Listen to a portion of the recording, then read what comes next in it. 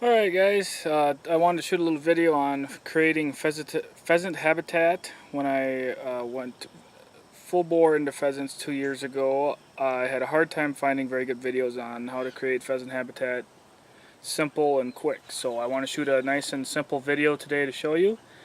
I'll go through creating habitat in overgrown pastures and CRP and fence lines and stuff like that, and some stuff you can plant. So bear with me and I'll show you some simple tricks. Okay, the more and more I looked around and tried to analyze what kind of pheasant habitat I had to start with, I found a lot of this. I found a lot of overgrown CRP or old pastures, and then there's tree thickets starting of box elder that look thick from the outside. But when you walk inside of them, you can see what box elder trees do to grassland. They shade it out, and it is open in here for August 6th. Come wintertime, this will be practically worthless for pheasants. So I'll show you an area that I decided to take it into my own hands and thicken it up. Okay, my whole attitude when I started doing this habitat improvement was I know for a fact I can improve almost every square foot of land out there by doing a little something. So here I'll show you what I did with standing box elders, like I was just in. I went with a chainsaw or a handsaw and hinge cut them. Cut about halfway through, tipped the tree over. You can see that this tree shot sprouts. Right there's one. More there. Shot sprouts, covered the ground. In the winter it'll be very thick. You can see this whole area for yards and yards and yards. I hinge cut them and created these thickets. And in the spring, I could hear roosters cackling in here and probably setting up shop for nests, etc. And it's amazing what a half hour with a chainsaw can do. So I'll show you another spot here quick.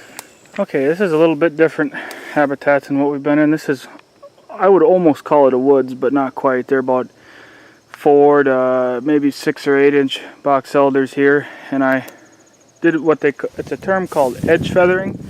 It'd be like if you had a field up to the edge of a woods and you went out and cut the outside 5 or 10 feet of trees down, laid them out in the field. And so I took the box elders and laid them down, hinge cut them. I'll walk around the back side here. There's 2 big factors at play that make this work. Number 1 is the tree itself laying on the ground with the sticks and branches creating habitat and reshooting branches and all that. And the other one is letting the sun reach the ground. Letting the sun go to work. You can see over here, that's just light weeds. When the snow comes, it'll be bare and worthless. And over here, I've hinge cut probably 100 trees and laid them in these thickets. And I guarantee you that there were pheasants in here this spring underneath all this canopy that's waist high and absolutely perfect. There's not a bird, aerial bird or anything that could attack them. You can see all these openings for chick growth and hiding from various things. They can maneuver through these way faster than a coyote or anything else could.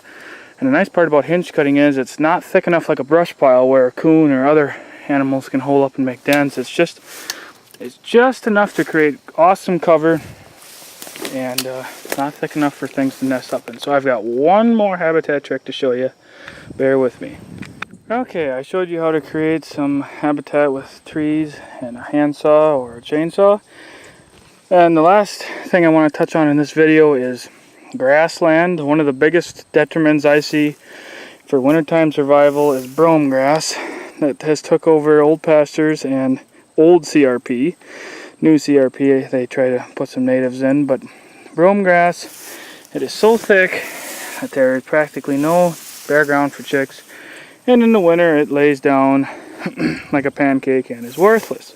So I have absolutely no problem plowing it up and planting bird food as a food plot. This is nature's own bird food from Menards, which is a local store for me. Sorghum, millet, etc. grow. It creates awesome bare ground habitat for chicks and pheasants. I have down here in the valley, I have a big patch. I have 1.3 acres here. I'll get up to the top of the crest of the hill here. 1.3 acres of bird food planted. The first week in June. You can probably plant it up to the last week in June if you want. This is all headed out. Sorghum. There's a sorghum head there. Sorghum shooting heads. Here is some milkweed that grows in my plots. Milkweed loves turned soil, so it thrives. I am willing to bet that 9 out of 10 times I check on this plot in the winter, I will jump at least 2 to 3 pheasants out here. Last winter it was that way and it was only a fourth this size. So this entire hillside I have planted into bird food. It probably cost me about $15 in seed.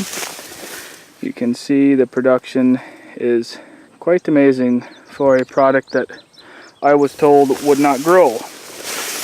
Those people this year are asking me what time to plant it. So you can definitely see that come winter, these sturdy stems of the sorghum like this one here will be standing and creating cover for pheasants and a lot of feed. So I really hoped you enjoyed this video, and you can check out, I have some other habitat videos. Subscribe to the channel if you'd like, and thank you so much for watching.